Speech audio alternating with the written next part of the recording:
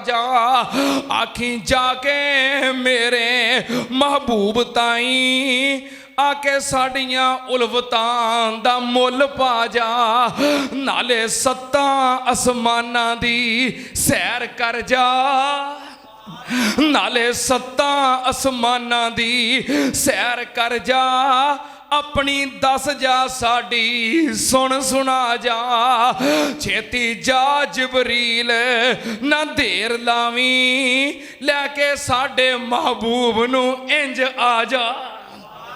हजरत जिबरील अमीन नबी पाक सल्लल्लाहु अलैहि वसल्लम नू इस तो आगे ले गए सिदरातुल मुंतहा तक। नबी पाक सल्लल्लाहु अलैहि वसल्लम ने फरमाया सिदरातुल मुंतहा की है एक बेरी दा दरख्त है। सिदरा दा मतलब की है? बेरी का दरख्त है। सिदरा दा मतलब फरमाया कि बेरी दा दरख्त है, बहुत बड़ा दरख्त है जिदियां शाखा छेवें आसमान तक ने, और दरख्त सिदरातुल मुंतहा तक सतवें आसमान तो भी उत्ते वे। नबी पाक ने फरमाया बहुत बड़ा दरख्त है जिदे पत्ते इतने इतने बड़े ने जिवें हाथी दे कन्न हुंदे ने, ते जिदे बेर इतने इतने बड़े ने जिवें हिजर शहर दे मटके हुंदे ने। हिजर शहर दे, हाँ मुफस्सिरीन ने लिखा हिजर शहर दे मटकियां दे अंदर 2.5-3 मन पानी पै जाता है। फरमाया इतने इतने बड़े बेर लगे ने, और मैं सिदरातुल मुंतहा उस बेरी दे दरख्त नूं वेखिया जिदे उत्ते सोने दियां टिड्डियां बैठियां ने, सारा दरख्त सोने दियां टिड्डियां नाल भरिया है।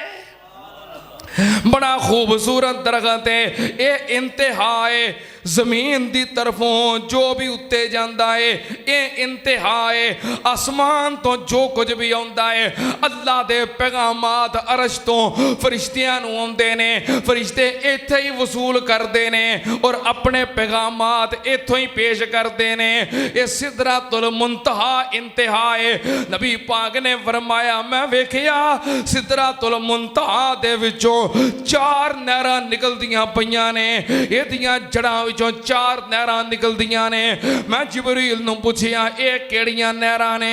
जिबरील कहन लगा 2 बातनी ने, ये जन्नत नूं जांदियां ने, 2 ज़ाहरी ने, एक दरियाए नील है, एक दरियाए फुरात है।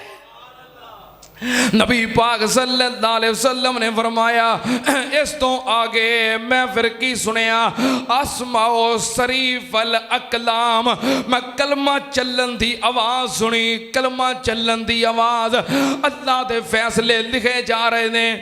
बाद ने लिखिया कि फरिश्ते ने जो अल्लाह दे फैसले लिखते ने, अल्लाह जो अहकामात जारी करते ने फरिश्ते लिखते रहे। बाद ने कहा फरिश्ते नहीं लिखते, खुद कार कलमा ने, रब आर्डर दई होंदा है, कलमा लिखी होंदियां ने। इंज भी हो सके, इंज भी होवे तो हो सकता है, अल्लाह के कोई चीज़ ना मुमकिन। हुण वेखो की कुछ हो रहा है, साइंस कितनी तरक्की कर गई है। कलमा बाद ने कहा खुद कार ने, अल्लाह का मात दई जा रहे ने, कलमा लिखी जा रही ने, फरिश्ते नहीं लिखते। बाद ने कहा फरिश्ते लिख रहे ने। बहरहाल नबी पाक सल्लल्लाहु अलैहि वसल्लम दी फिर इस तो आगे अल्लाह पाक नाल मुलाकात हुई। अल्लाह पाक नाल की हुई? मुलाकात। एक शेखुल इस्लाम कहता है अल्लाह पाक नबी पाक नू मिले ते बगलगीर हो गए ते जफी पा ली। अल्लाह पाक नू जफी पा ली। नहीं, नूर दे पर्दे ने, अल्लाह दी जात ऊपर है, नबी पाक दी जात इस तरफ है। हम कलाम होए ने, अल्लाह पाक नाल हम कलाम होए ने, कलाम होई है, आवाज सुनी है। हाँ जफी जुफी कोई नहीं पाई। और नबी पाक सल्लल्लाहु अलैहि वसल्लम ने मेराज दी रात अल्लाह नू वेखिया भी नहीं। अल्लाह नू सहीहुल बुखारी दी हदीस है, अम्मा जी उम्मुल मोमिनीन सैयदा आयशा सिद्दीका रजी अल्लाह तआला अन्हा तशरीफ फरमा ने। उन्हां दा शागिर्द मसरूक कोल बैठा है, कहन लगा अम्मा जी बाद लोग कहते ने, हाँ सहाबा कराम च भी बाद सहाबा है सन जिन्हां दा मौकफ सी कि नबी पाक ने अल्लाह नू वेखिया है, लेकिन हज़रत आयशा सिद्दीका हज़रत अबू हुरैरा, हज़रत अब्दुल्ला इब्ने मसूद रिज़वानुल्लाह अलैहिम अजमाइन तरदीद किया करते सन कि नहीं, नबी पाक ने अल्लाह नूं नहीं वेखिया। मसरूक कह लगे अम्मा जी बाज़ लोगों का ख्याल है कि नबी पाक ने अल्लाह का दीदार किया है। अम्मा जी फरमांदियां ने मसरूक मैं तेनों दस दियां, जेड़ा बंदा कहंदा है कि नबी पाक ने मिराज दी रात अल्लाह का दीदार किया है, वो अल्लाह पाक दी जात है बहुतान लगांदा है। मसरूक कहते मैं हैरान हो गया, तो मैं फिर अगों अर्ज की थी, मैं क्या अम्मा जी आ जड़ियां कुरान पाक दियां ऐतां ने फिर इन्हां दा की मतलब है? अल्लाह पाक ने फरमाया वाला कद राहो बिल उफुकिल मुबीन।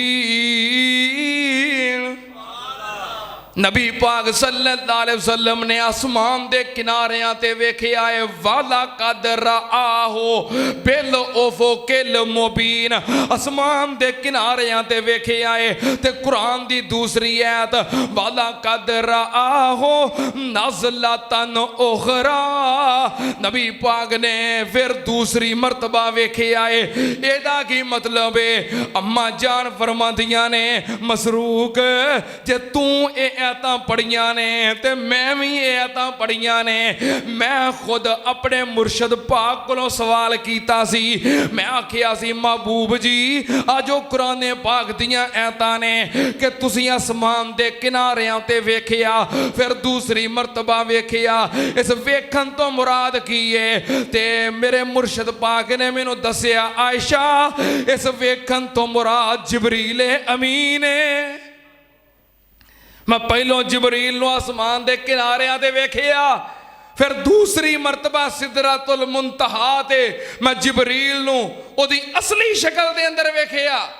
वाला कद राहो नज़लतन उखरा इंदा सिदरतुल मुंतहा, मैं सिदरतुल मुंतहा दे कोल जिबरील नूं असली हालत दे अंदर वेखिया।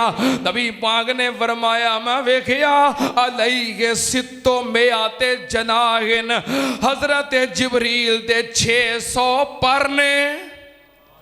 किन्ने पर? फरमाया 600 पर ने। असली हालत च वेखिया, जिबरील नूं वेखिया है। एक होर मुकाम हजरत आयशा फरमांदियां ने क्या तू कुरान दी ए आयत नहीं पढ़ी? जे ए पढ़ी वाला कदर आहो नज़लतन उखरा, क्या दूसरी आयत नहीं हो पढ़ी?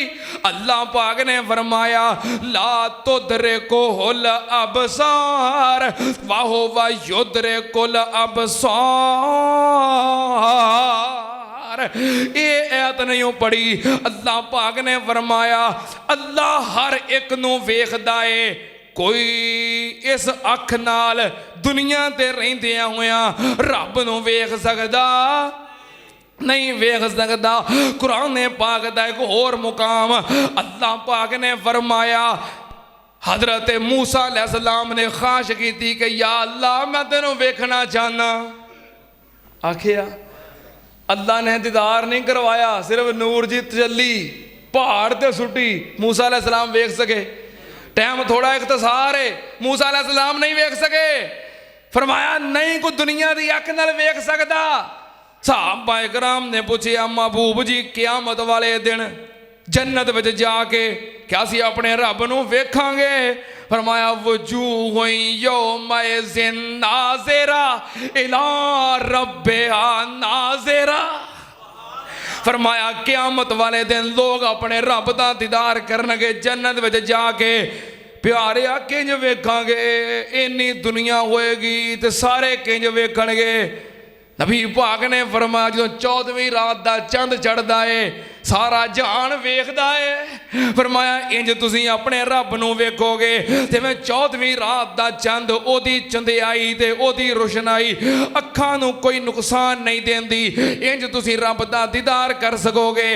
अल्लाह पाक दे नाल नबी पाक दी जदों मुलाकात होई ते नबी पाक ने फरमाया अत्तहियातु लिल्लाह। हाय मेरे अल्लाह नबी पाक दियां सारियां इबादतां किदे वास्ते? कुल इन्ना सलाती व नुसुकी व महयाया व ममाती लिल्लाहि रब्बिल आलमीन। फिर अल्लाह पाक ने नबी पाक नूं तोहफे दिते किन्ने? 3। किन्ने तोहफे? 3। पहला तोहफा की है नबी पाक सल्लल्लाहु अलैहि वसल्लम नूं अल्लाह पाक ने फरमाया महबूब जी खातिमो सूरतिल बकरा, सूरह बकरा दियां आखिरी 2 आयतां, सूरह बकरा दियां आखिरी 2 आयतां आमनर रसूलो बिमा उनज़िला इलैहि मिर रब्बिही वल मुमिनून, इथों लग के ते आखिर तक फनसुरना अलल कौमिल काफिरीन, ये आखिरी 2 आयतां ले जा। ये बड़ा ही प्यारा तोहफा ते कीमती तोहफा। जेड़े लोग कहते ने साडे घर दे अंदर परेशानियां बड़ियां ने, मुसीबतां बड़ियां ने, पूरी नहीं पैंदी, काम नहीं चलता, बीमारियां नहीं निकलदियां, किसे वेले परेशानी नहीं मुकदी, तंगियां नहीं मुकदियां। आज तुहाडे वास्ते नबी पाक तोहफा लैके आए अपनी उम्मत वास्ते। सूरह बकरा दियां आखिरी 2 आयतां नबी पाक ने फरमाया जड़ा बंदा रात नूं सौं लगया इन्हां दोवां आयतां नूं पढ़ लैंदा है काफा ता हो, ते दोवें आयतां उस बंदे नूं काफ़ी हो जांदियां ने। कादे तो काफ़ी? जिन्नां दे मुकाबले अंदर काफ़ी, शैतान दे मुकाबले अंदर काफ़ी, जादूगरां दे मुकाबले अंदर काफ़ी, बद नज़रां दे मुकाबले अंदर काफ़ी, हासिदीन ते शरीरां दे मुकाबले अंदर काफ़ी। रिज़्क चाहिदा है ऐतां काफ़ी, औलाद चाहिदी है ऐतां काफ़ी, सेहत चाहिदी है ऐतां काफ़ी, हर परेशानी दा इलाज, हर मुसीबत दा हल। सूरह बकरा दियां आखिरी 2 आयतां, सारा कुरान ज़मीन ते आया है। इन्हां दोवां आयतां वास्ते रब ने अपने महबूब नूं अपने कोल बुलाया है। मालूम हुंदा है पूरे कुरान दे विचों खास मुकाम है, ये रब दी तरफों दिता होया तोहफा है, ये कोई आम आयतां नहीं। सुनना ध्यान नाल, होर की तोहफा है? नबी पाक सल्लल्लाहु अलैहि वसल्लम नूं अल्लाह पाक ने फरमाया सोनिया जा तोहफा ले जा, तेरी उम्मत दे विचों जिहड़ा बंदा मेरी जात नाल शिरक नहीं करेगा